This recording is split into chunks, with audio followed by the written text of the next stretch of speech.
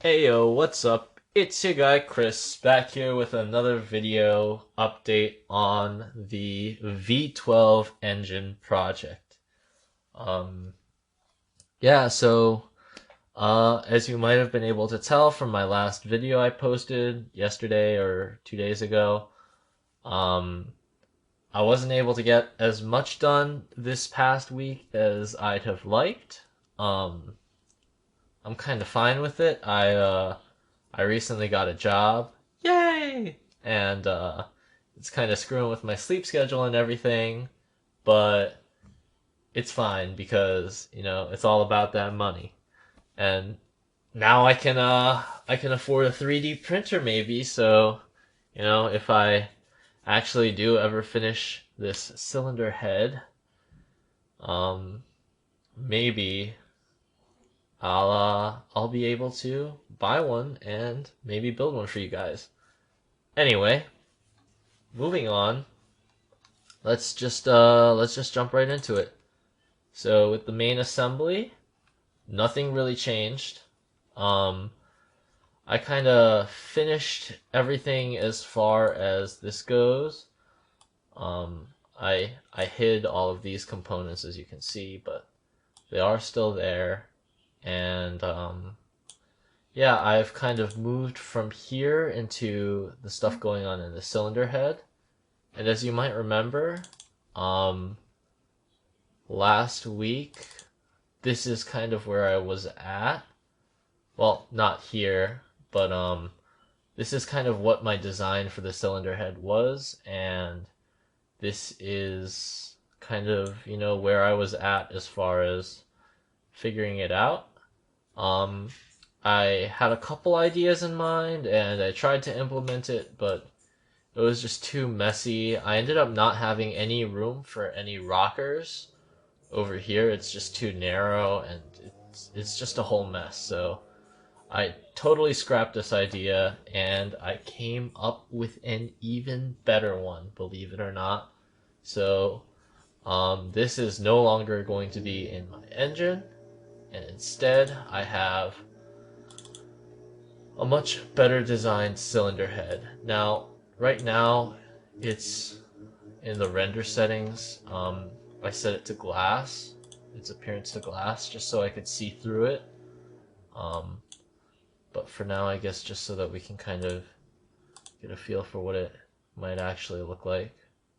Um, this is my new design, and there are a lot of changes, as you might be able to tell. First of all, the profile is no longer just a rectangle. It's I have this cut out here, and that was just because that was something I saw in a diagram of an actual engine, and I thought it looked cool.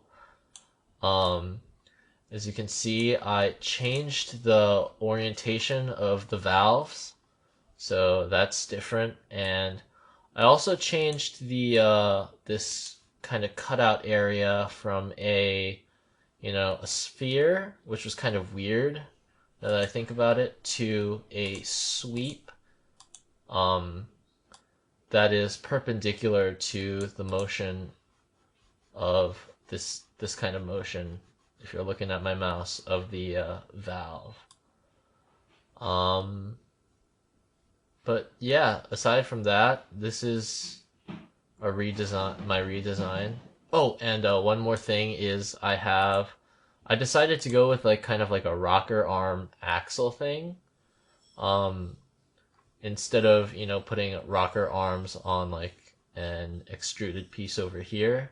I think this is just a way simpler design, way fewer parts, and at least easier in my head to kind of like think about, considering I don't actually have an engine to take apart and look at, or that I care to take apart and look at. So that's kind of why I did that. But yeah, that's pretty much that design. And moving on, this is gonna be a kind of short video today because, like I said, I didn't really do too much. We're going to go into my cylinder head assembly, which is kind of where the bulk of the work was. I'm gonna leave the cylinder head as clear just so you can kind of see what the whole deal is. But I basically like reshaped the valve and some of these parts so that it'll actually like fit in this new cylinder head.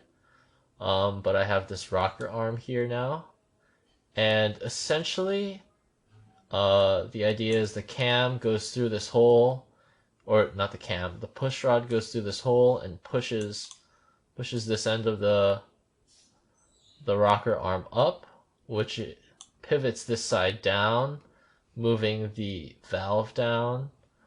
There's going to be a spring against this flat surface here. And when it moves the valve down, of course, there's going to be a space in between the valve and the cylinder head so that air can flow in or out. And that's kind of my design here. I know that so the idea is that this valve is supposed to like screw into, one sec, let me just hide this. This valve right here is supposed to screw into a hole here. So I guess the ideal mate would actually be a cylindrical mate, but I mean, for obvious reasons, that's going to kind of lock this situation here. I'm not really sure how this is done in real life. I'm guessing that the motion of the rocker arm is small enough that you can kind of treat it like it is now, and the translation is small enough that the flexibility of the valve will just kind of handle it.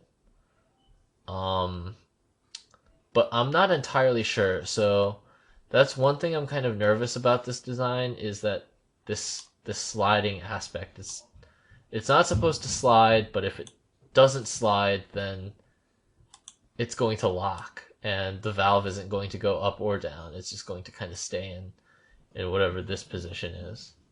So that's, if you know anything about how this part of an engine works, a comment down below or a link to a video that explains it would be fantastic. But yeah, that's pretty much where I'm at with that. And I guess the only other thing I'd like to do is that's really cool about this is, since it's glass and you can kind of see through it, you can see kind of the path the air takes. So this would be the intake side, and the air goes through this hole that connects to the intake manifold, and there's a valve here, and when the valve is depressed, it allows air into the cylinder. And when there's exhaust gas in here now, this valve gets depressed and it gets ejected out into the intake, or sorry, not intake, exhaust manifold. And I don't know, I think this just looks so cool in glass, so I thought I'd share that. But yeah, that's pretty much where my design is at so far. I'm kind of hoping I can just print this and just see if it works, but I'm not sure, and I don't want to spend a lot of time you know, just printing a cylinder head only to find out that I need to completely redesign everything here. But yeah, this is where I'm at so far. So thanks for watching, and I don't know, if you like this kind of stuff, I have some other videos on it. So you can go ahead and check out my channel. And I don't know, if you really like it, maybe stick around, subscribe. I make an update video every week on this project. And hopefully I'll be able to 3D print it, which, you know, if you subscribe, you'll see it in the future. Anyway, thanks for watching. I'll see y'all next week.